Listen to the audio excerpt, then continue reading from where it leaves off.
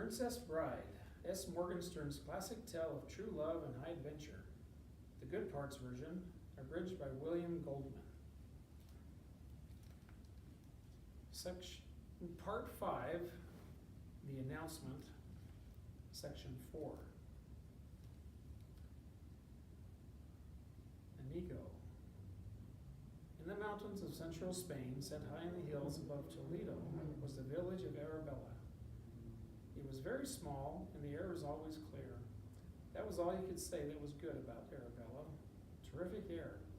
You could see for miles. But there was no work.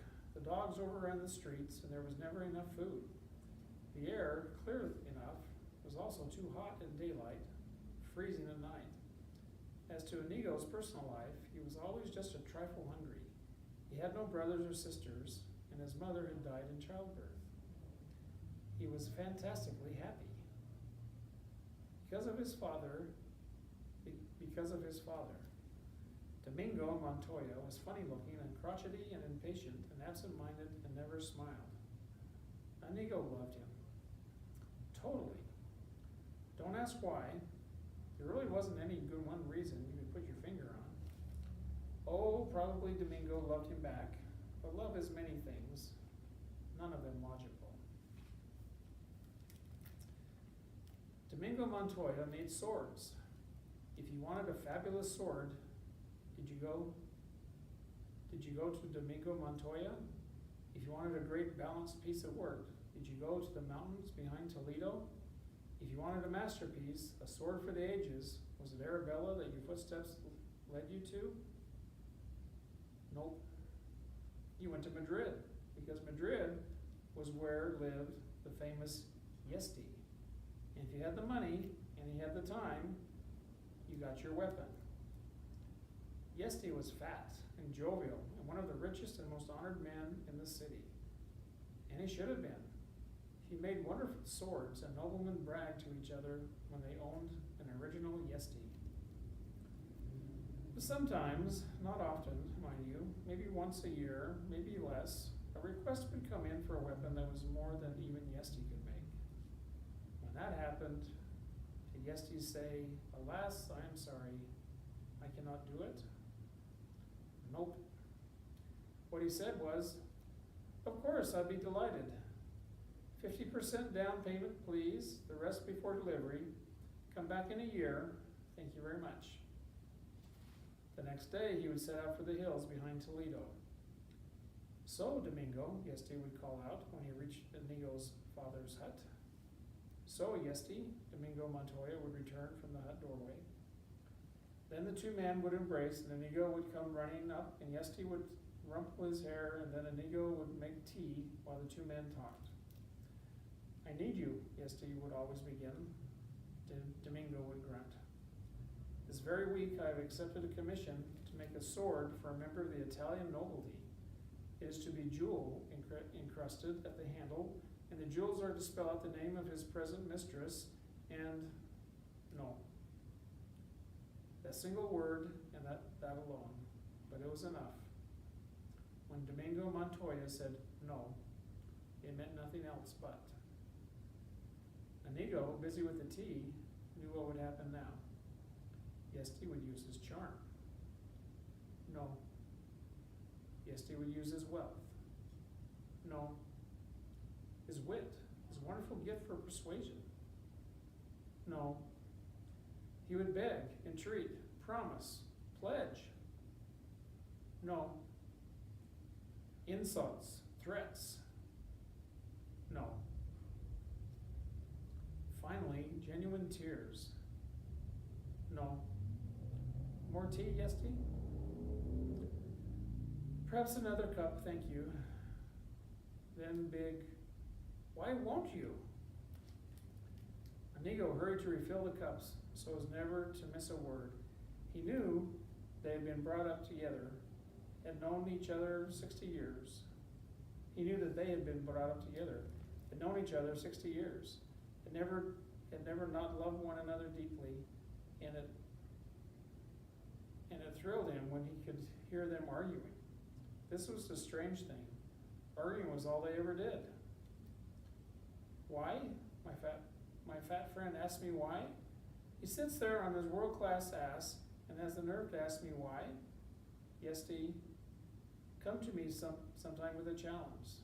Once, just once, write up and say, Domingo, I need a sword for an 80-year-old man to fight a duel.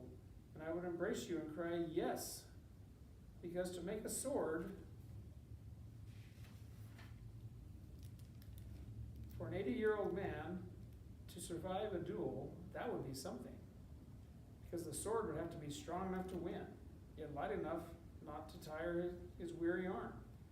I would have to use my all to perhaps find an unknown metal, strong but very light, or devise a different formula for a known one.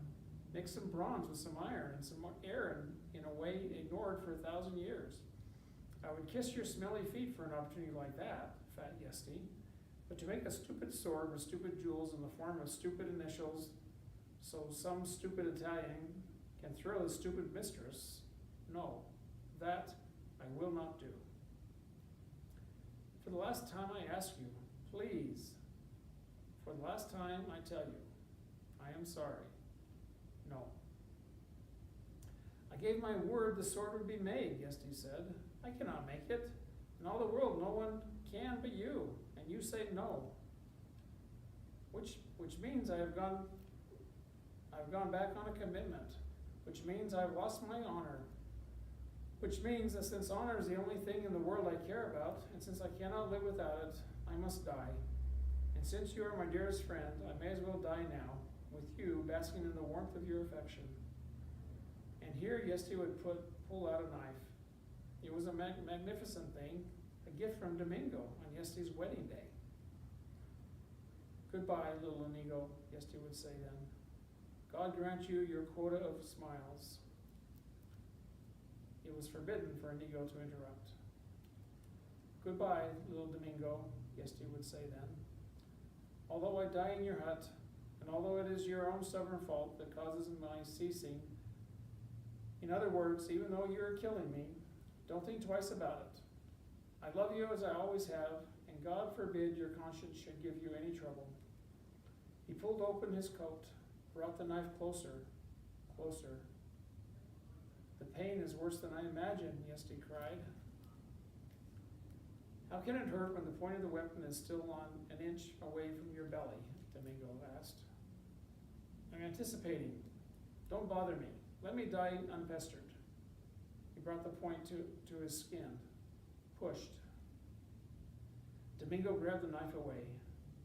Someday I won't stop you, he said.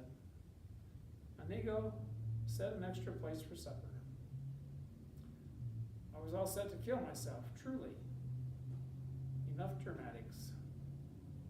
What is on the menu for the evening? The usual gruel. Inigo, go check and see if there's anything by chance in my carriage outside. There's always a feast waiting in the carriage. And after the food and the stories would come the departure, and always before the departure would come the request. We would be partners, Yesti would say, in Madrid. My name before yours on the sign, of course, but equal partners in all things. No. All right, your name before mine. You're the greatest sword maker. You deserve to come first. Have a good trip back. Why won't you? Because, my friend, Yesti, you are very famous and very rich. And so you should be, because you make wonderful weapons. But you must also make them for any fool who happens along. I am poor, and no one knows me in all the world except you and Inigo. But I do not have to suffer fools. You are an artist, Yesti said. No, not yet. A craftsman only. But I dream to be an artist. I pray that someday if I work with enough care, if I am very, very lucky, I will make a weapon that is a work of art. Call me an artist then, and I will answer. Yesti entered his carriage.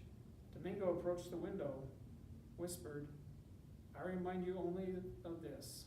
When you get this jeweled, initialed sword, claim it as your own. Tell no one of my involvement. Your secret is safe with me. Embraces and waves, the carriage would leave, and that was the way of life before the six-fingered sword. Inigo remembered exactly the moment it began. He was making lunch for them. His father always, from the time he was 6, let him do the cooking. When a heavy knocking came on the hut door, "Inside there," a voice boomed. "Be quick about it." Inigo's father opened the door.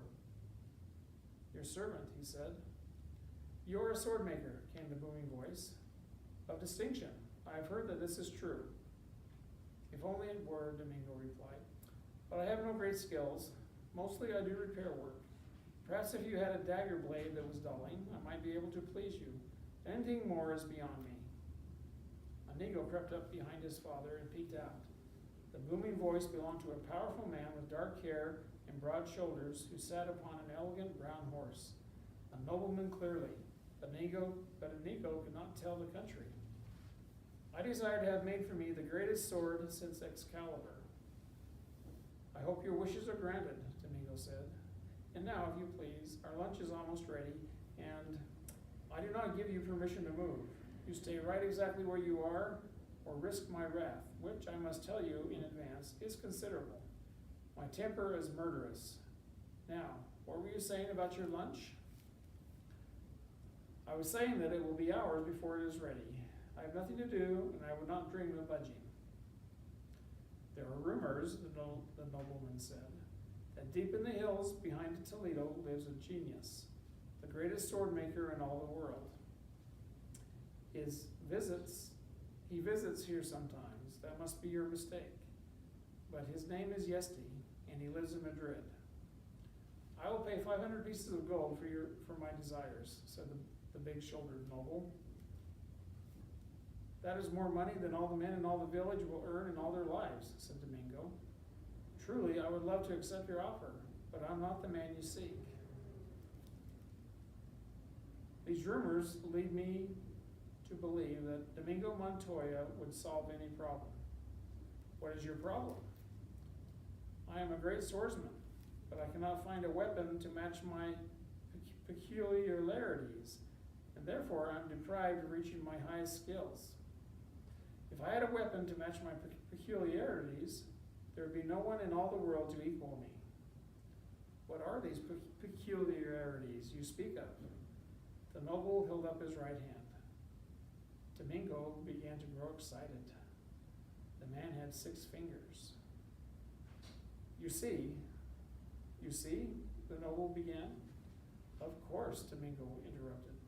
"The balance of the sword is wrong for you because every balance has been conceived of for 5. The grip of every handle cramps you because it has been built for 5. For an ordinary swordsman, it would not matter, but a great swordsman, a master, would have eventual discomfort.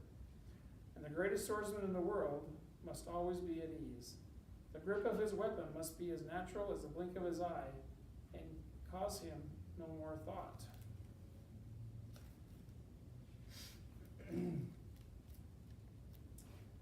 "Clearly, you understand the difficulties," the nobleman began again. But Domingo had traveled where others' words could never reach him. Inigo had never seen his father so frenzied. The measurements, of course, each finger and the circumference of the wrist, and the distance from the 6th nail to the index pad. So many measurements. And your preferences. Do you prefer to slash or cut? If you slash, do you prefer the right to left movement or perhaps the parallel? When you cut, do you enjoy an upward thrust? And how much power do you wish to come from your shoulder? How much from the wrist? And do you wish your point coated so as to enter more easily? Or do you enjoy seeing the opponent's wince? So much to be done, so much to be done. And on he went until the noble dismounted and had to almost take him by the shoulders to quiet him. "You are the man of the rumors." Domingo nodded.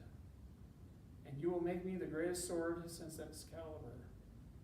I will beat my body into ruins for you. Perhaps I will fail, but no one will try harder. In payment, when you get the sword, then payment. Now let me get to work, measuring. Inigo, my instruments. Inigo scurried into the darkest corner of the hut. I insist on leaving something on account. It is not necessary. I may fail. I insist. All right, 1 gold piece. Leave that. But do not bother me with money when there is work that needs beginning. The noble took out 1 piece of gold. Domingo put it in a drawer and left it, without even a glance. Fill your fingers now, he commanded. Rub your hands hard, shake your fingers. You will be excited when you duel, and this handle must match your hand in that excitement.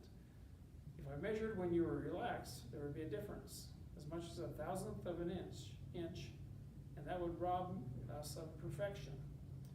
And that is what I seek, perfection. I will not rest for less. The nobleman had to smile. And how long will it take to reach it? Come back in a year, Domingo said. And with that, he set to work. Such a year. Domingo slept only when he dropped from exhaustion. He ate only when Inigo would force him to. He studied, fretted, complained. He never should have taken the job. It was impossible. The next day he would be flying. He never should have taken the job. It was too simple to be worth his labors. Joy to despair, joy to despair. Day to day, hour to hour. Sometimes Inigo would wake up. Sometimes Inigo would wake to find him weeping. What is it, Father? It is that I cannot do it. I cannot make the sword. I cannot make my hands obey me. I would kill myself, except what would you do then? Go to sleep, Father. No, I don't need sleep. Failures don't need sleep. Anyway, I slept yesterday. Please, Father, a little nap. All right, a few minutes, to keep you from nagging. Some nights Inigo would awake to see him dancing. What is it, Father? It is that I have found my mistakes, corrected my misjudgments. Then it will be done soon, Father. It will be done tomorrow, and it will be a miracle. You are wonderful, Father. I'm more wonderful than wonderful. How dare you insult me? But the next night, more tears. What is it now, Father? The sword, the sword. I cannot make the sword. But last night, Father, you said you had found your mistakes. I was mistaken.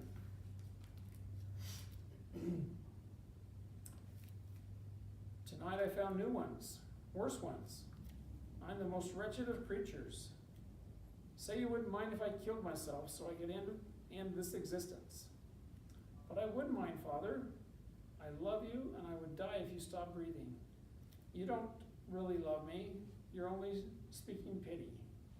Who could pity the greatest sword maker in the history of the world? Thank you, Inigo. You're welcome, Father. I love you back, Inigo. Sleep, Father. Yes, sleep. A whole year of that. A year of the handle being right, but the balance being wrong. The balance being right, but the cutting edge too dull, but the cutting edge sharpened. But that threw the balance off again, but the balance returning. But now the point was fat. Of the point regaining sharpness. Only now the entire blade was too short and it all had to go. All had to be thrown out. All had to be done again. Again. Domingo's health began to leave him. He had fevered. He was always fevered. He was fevered always now. But he forced his frail shell on, because this had to be the finest since Excalibur. Domingo was battling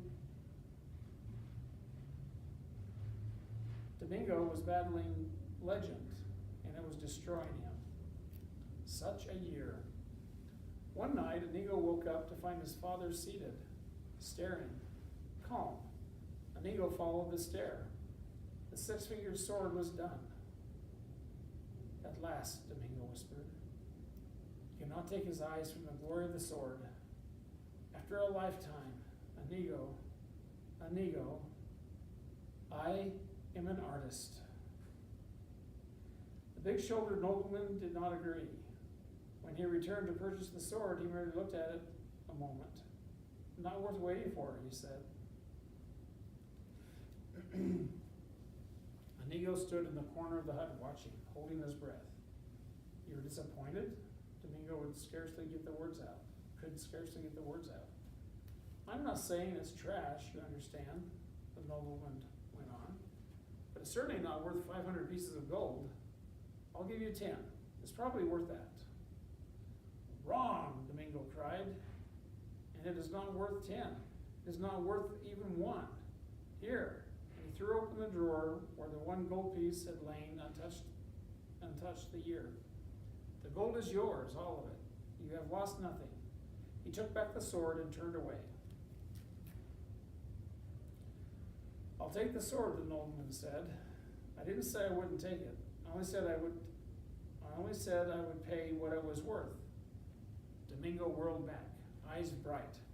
"You quibbled. You haggled. Art was involved, and you saw only money. Beauty was here for the taking, and you saw only your fat purse. You have lost nothing. There is no more reason for your remaining here. Please go." "The sword," the noble said. "The sword belongs to my son," Domingo said. "I give it to him now. It is forever his. Goodbye."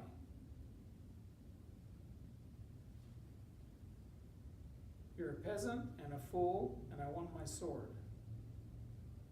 "You're an enemy of art, and I pity your ignorance," Domingo said. They were the last words he ever uttered. The noble killed him then, and with no warning. A flash of the nobleman's sword, and Domingo's heart was torn to pieces. Inigo screamed. He could not believe it. It had not happened. He screamed again. His father was fine. Soon they would have tea. He could not stop screaming. The village heard. 20 men were at the door. The nobleman pushed his way through them. "That man attacked me. See? He holds a sword. He holds a sword. He attacked me, and I defended myself. Now move from my way."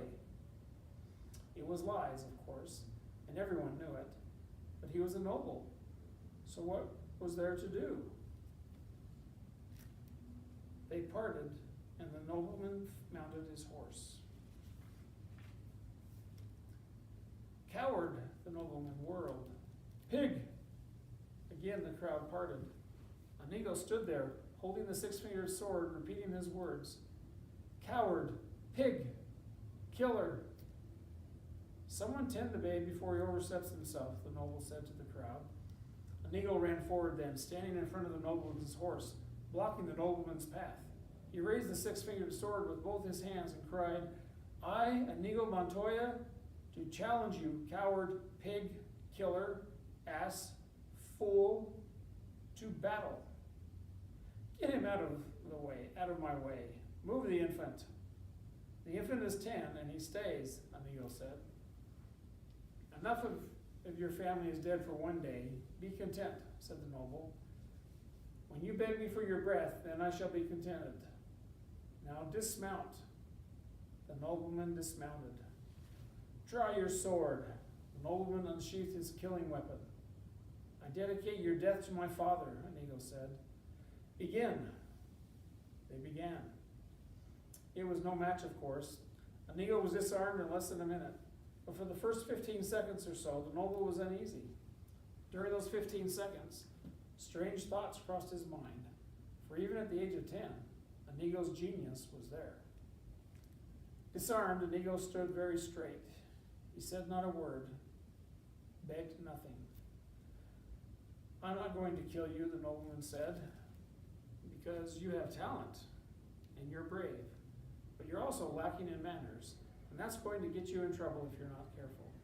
So I shall help you as you go through life by leaving you with a reminder that bad manners are to be avoided."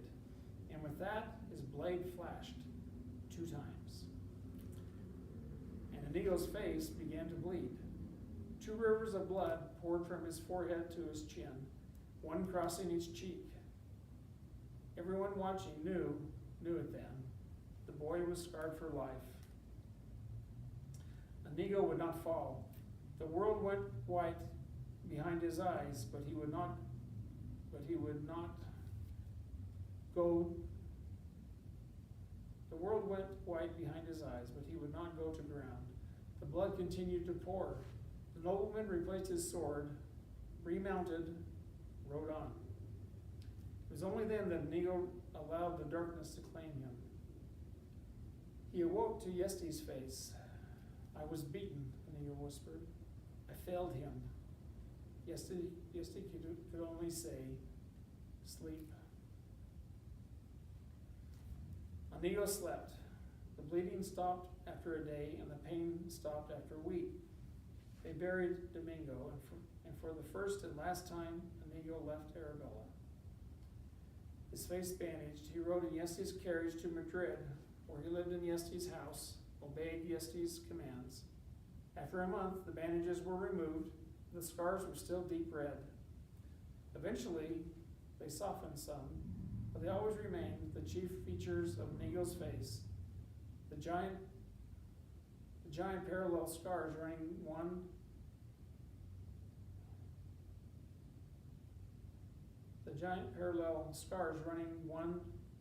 on each side, from temple to chin. For 2 years, Yesti cared for him. Then one morning, Inigo was gone. In his place were 3 words: I must learn, on a note pinned to his pillow. Learn? Learn what?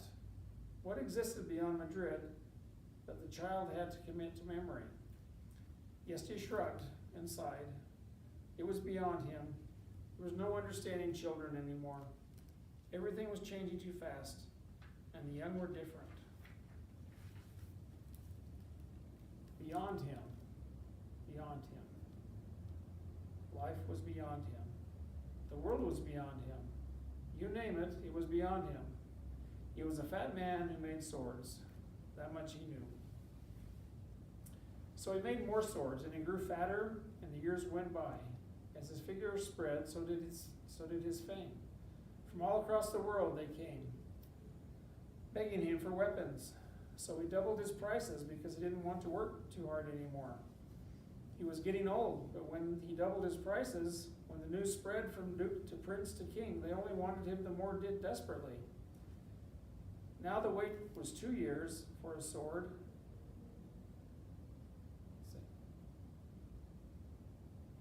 Now the wait was 2 years for a sword, and the lineup of royalty was unending, and Yesti was growing tired.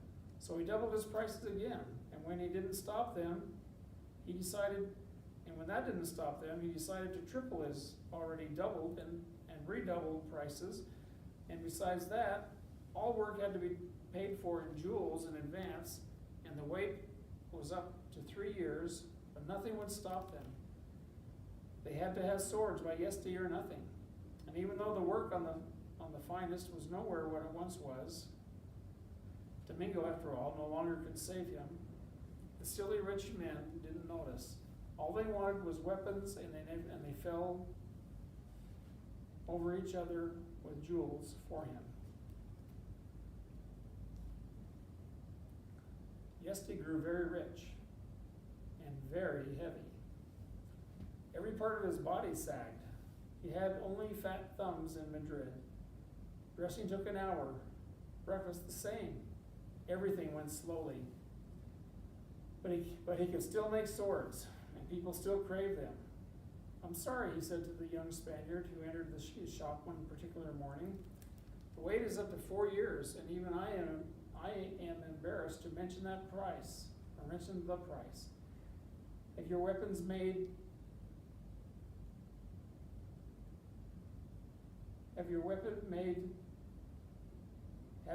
made by another. I have my weapon, the Spaniard said, and he threw the 6-figured sword across Yesti's workbench. Such embraces. Never leave again, Yesti said. I eat too much when I'm lonely. I cannot stay, Inigo told him. I'm only here to ask you one question. As you know, I spent the last 10 years learning. Now I have come for you to tell me if I'm ready. Ready? For what? What in the world have you been learning? The sword. Madness, said Yesti. You spent 10 entire years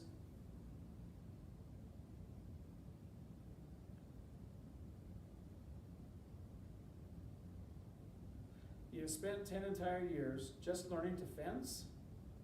No, not just learning to fence, Inigo answered. I did many other things as well. Tell me. Well, Inigo began, 10 years is what? About 3,600 days. And that's about, I figured this out once, so I remember pretty well, about 86,000 hours. Well, I always made it a point to get 4 hours sleep per night. That's 14,000 hours right there, leaving me perhaps 72,000 hours to account for. You slept. I'm with you. What else? Well, I squeezed rocks. I'm sorry, my hearing sometimes fails me. It sounded like you said you squeezed rocks to make my wrists strong so I could control the sword. Rocks like apples. That size. I would squeeze them in each hand for perhaps 2 hours a day. And I would spend another 2 hours a day in skipping and dodging and moving quickly so that my feet would be able to get into position to deliver properly the thrust of the sword. That's another 14,000 hours. I'm down to 58,000 now. Well, I always sprinted 2 hours a day as fast as I could, so my legs as well as my quick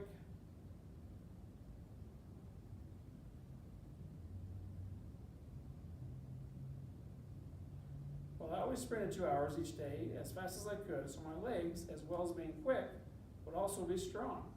And that gets me down to about 50,000 hours.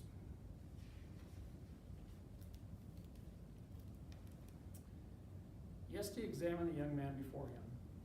Blade thin, 6 feet in height, straight as a sapling, bright-eyed, taut, even motionless, he seemed whisper quick, or whip it quick. And these last 50,000 hours, these have been studying the sword? Inigo nodded. Where? Wherever I could find a master, Yesti. Bruges, Budapest? I could have taught you here. True, but you care for me. You would not have been ruthless. You would have said, excellent party, Inigo. Now that's enough for one day. No, excellent parry, Inigo. Now that's enough for one day. Let's have supper. That does not sound like me, Yesti admitted. But why was it so important? Why was it worth so much of your life? Because I could not fail him again. Fail who? My father. I spent all these years preparing to find the six-fingered man and kill him in a duel. But he is a master, Yesti. He said as much, and I saw the way his sword flew at Domingo. I must not lose that duel when I find him. So now I have come to you. You know swords and swordsmen. You must not lie. Am I ready? If you say I am, I will seek him through the world. If you say no, I will spend another 10 years and another 10 after that, if that is needed. So they went to Yesti's courtyard. It was late morning. Hot. Yesti put his body in a chair and the chair in the shade. Inigo stood waiting in the sunshine. We need not test desire, and we know you have sufficient motive to deliver the death blow, Yesti said. Therefore, we need only probe your knowledge and speed and stamina. We need no memory for this. No, we need no enemy for this. The enemy is always in the mind. Visualize him. Inigo drew his sword. The six-fingered man taunts you, Yesti called. Do what you can. Inigo began to leap around the courtyard, the great blade flashing. He uses the Agrippa defense, Yesti shouted. Immediately, Inigo shifted position, increased the speed of his sword. Now he surpasses you with Bonetti's attack. But Inigo was not surprised for long. Again, his feet shifted. He moved his body a different way. Perspiration was pouring down his thin frame now, and the great blade was blinding. Yesti continued to shout. Inigo continued to shift. The blade never stopped. At 3 in the afternoon, Yesti said, Enough. I'm exhausted from the watching. Inigo sheathed the six-fingered sword and waited.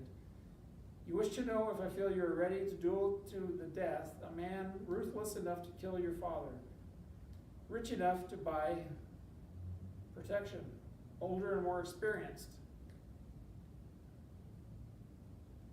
an acknowledged master. Inigo nodded. I'll tell you the truth, and it's up to you to live with it. First, there's never been a master as young as you.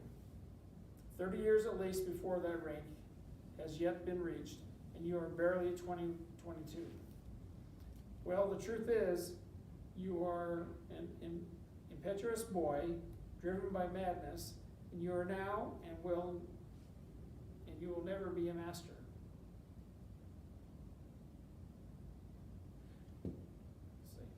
Well, the truth is, you are an impetuous boy driven by madness, and you are not now, and you will never be a master. Thank you for your honesty, Inigo said. I must tell you, I had hoped for better news. I find it very hard to speak just now, so if you'll please excuse me, I'll be on my... I had not finished, Yesti said. What else is there to say? I loved your father very dearly, that you know, but this you did not know. When we were very young and not yet 20, we saw with our own eyes an exhibition of the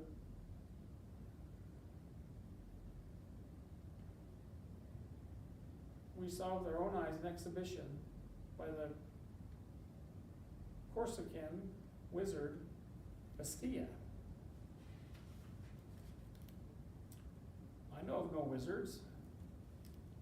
It is the rank beyond master in swordsmanship, Yesti said. Bastia was the last man so designated. Long before your birth, he died at sea.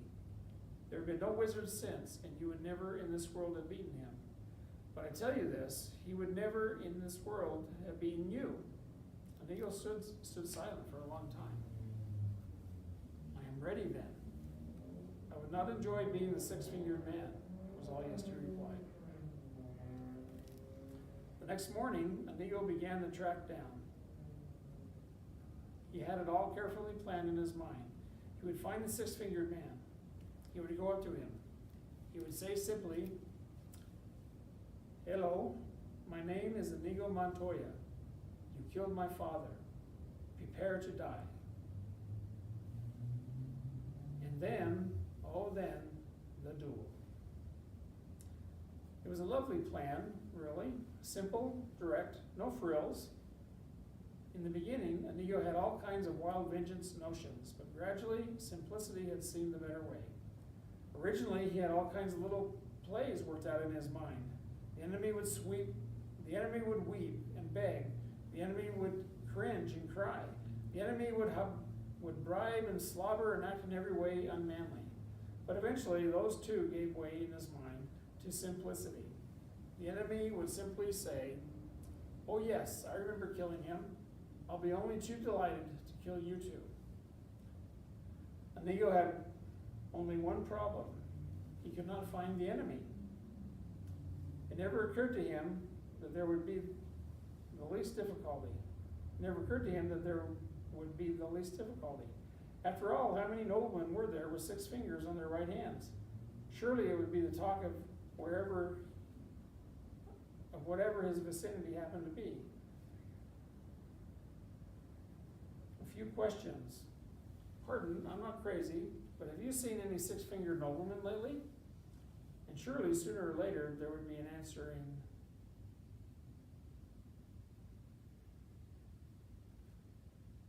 yes. But it didn't come sooner. And later wasn't the kind of thing you wanted to hold your breath for either. The first month wasn't all that discouraging. Inigo crisscrossed Spain and Portugal. The second month he moved to France and spent the rest of the year there. The year following, that was his Italian year, and then came Germany and the whole of Switzerland. It was only after 5 solid years of failure that he began to worry. By then he had seen all of the Balkans and most of Scandinavia and had visited the Florinese and the natives of Gilder and into Mother Russia and down step by step around the entire Mediterranean. By then, he knew what had happened. 10 years learning was 10 years too long. Too much had been allowed to happen. The six-fingered man was probably crusading in Asia, or getting rich in America, or a hermit in the East Indies, or dead. Inigo, at the age of 27, began having a few extra glasses of wine at night to help him get to sleep. At 28, he was having a few extra glasses to help him digest his lunch. At 29, the wine was essential to wake him in the morning. His world was collapsing around him. Not only was he living in daily failure, something almost as dreadful was beginning to happen.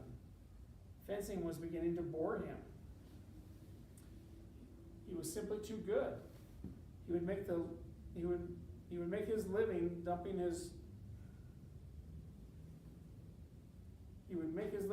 during his travels by finding the local champion wherever he happened to be, and they would duel, and Inigo would disarm him and accept whatever they offered. And accept whatever they had. And accept whatever they happened to be, or to bet. And with his winnings, he would pay for his food and his lodging and his wine.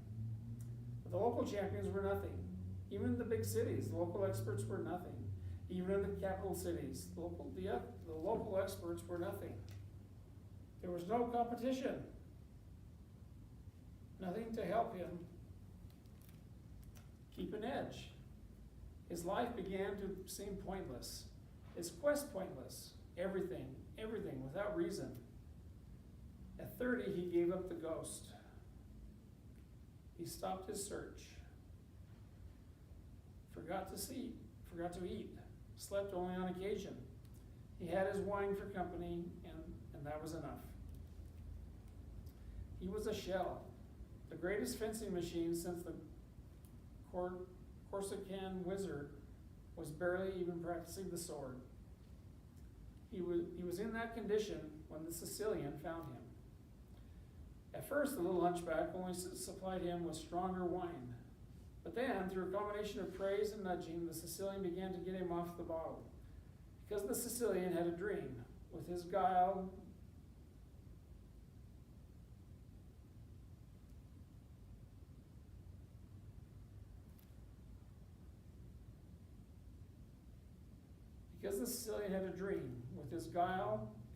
plus the Turk's strength, plus the Spaniard's sword, they might become the most effective criminal organization in the civilized world, which is precisely what they became. In the dark places, their names whipped sharper than fear. Everyone had needs that were hard to fulfill. The Sicilian crowd, 2 was company, 3 a crowd, even then, became more and more famous and more rich. Nothing was beyond or beneath them. And Inigo's blade was flashing again more than ever, like lightning. The Turk's strength grew more prodigious with the months. But the hunchback was the leader. There was never